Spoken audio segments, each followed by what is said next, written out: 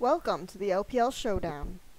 Last night, LGD lost 2 games to Edward Gaming, leaving only 3 teams undefeated. Tonight, both Invictus Gaming and Snake play, and there's a serious chance that they might not join OMG at the top this week. Razzleplasm will break down the top new entrants, Snake and King. I'll crack open Starhorn Royal Club with Gamtee. Froskurinn will assess the high-powered jungle matchup driving Invictus Gaming versus Vici Gaming, and Mike will give us the skinny on Master 3 versus LGD Gaming. Yeah. King versus Snake is a classic in my eyes. Watching the LSPL summer split, you've gotten to see the growth of both teams, the similarities, but mostly the differences. Snake was a team that made a name for itself based on their unique playstyle that tend to ignore the meta. They knew what the meta had to offer and rejected it if they didn't fit their playstyle. Now that being said, the playstyle has pegged them to be like a one-dimensional team, and rightly so. But even they're aware of it and have made the steps to play to the meta. But it's hard to break old habits. It's really seeping through. King, on the other hand, has built their name on adapting to the meta. The King playstyle is a generic one, and although I do see a notable pattern of Sky refusing to play Gnar, which is it's going to be a crucial one. It's going to be a very crucial point to see in tonight's games, because Flandre has made a point of prioritizing that champion in the preseason at least, and has single-handedly carried his team based on that pick alone. I expect King to ban it as they have before, but if it goes through, then the games will be up in the air. The highlight players, needless to say, is Sky and Flandre. And though it's difficult to say this because of the story behind the bottom lane, as I stated before, it's a really, really crucial one.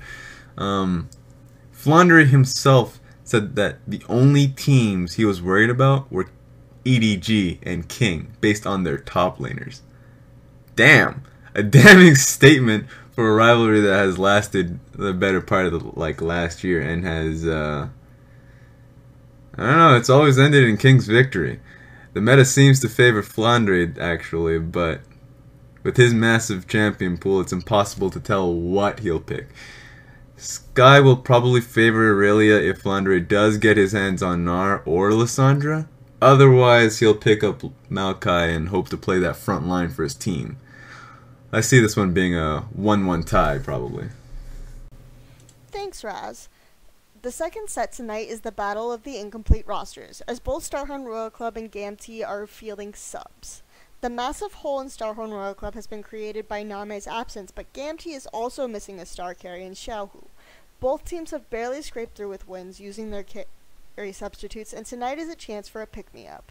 Letme's larger champion pool should give him a slight edge over World Championship runner-up top laner Cola, but both have displayed solid teamfight engagement sense with the right setups.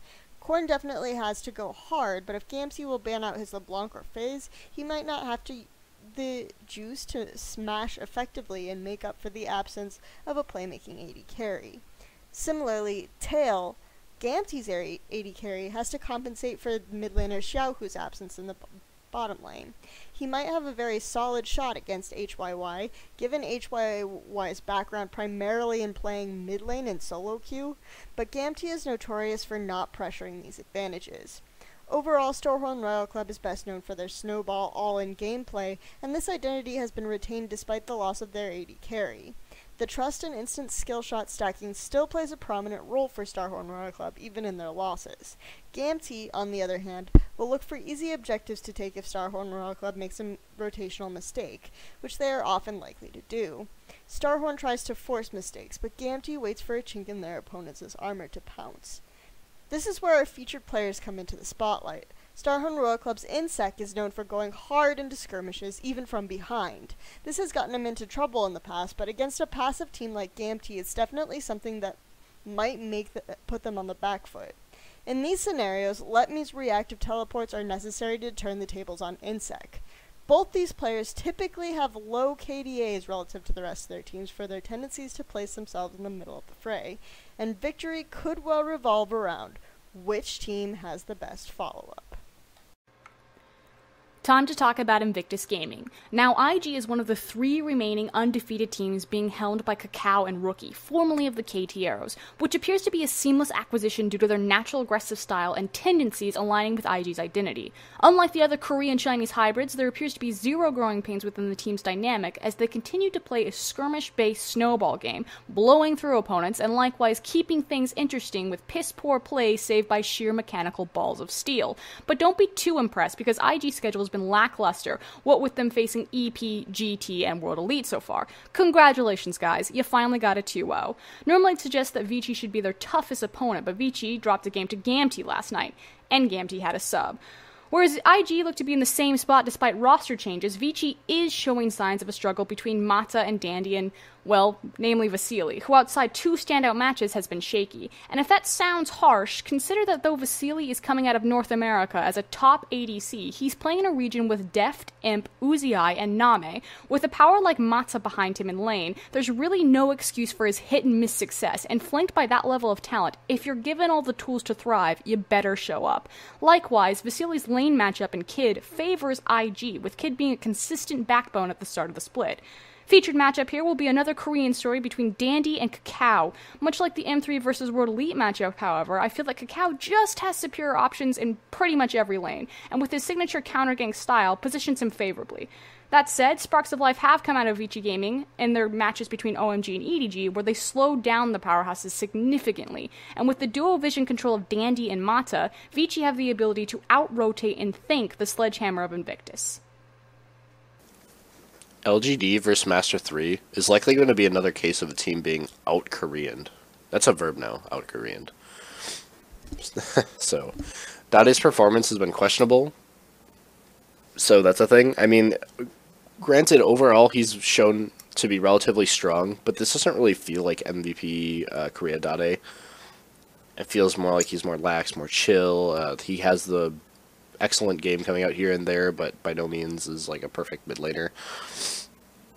So his performance has been questionable, and it's not just him, it's Looper too.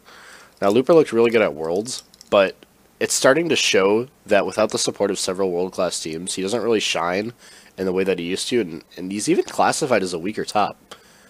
If you consider all of the top laners that are included into LPL now, he's actually pretty mediocre in relative terms, which is interesting considering the former talent pool in China. So now he's just kind of like, you know, middle of the pack. Now, LGD has Acorn and Flame, obviously, and they'll probably be using both, and I suspect both to be able to run circles around Looper, really. So, as exciting as that top matchup is, because you have huge pedigrees in the form of 2 Korean top laners against each other in either case, I don't think it'll go very well. And Looper hasn't really done very well in the sense of his carry potential and all that other stuff. So, well, you know, they have Flame and Acorn, who obviously will shine in those departments. Now, yeah, I don't think top lane's all that interesting compared to mid.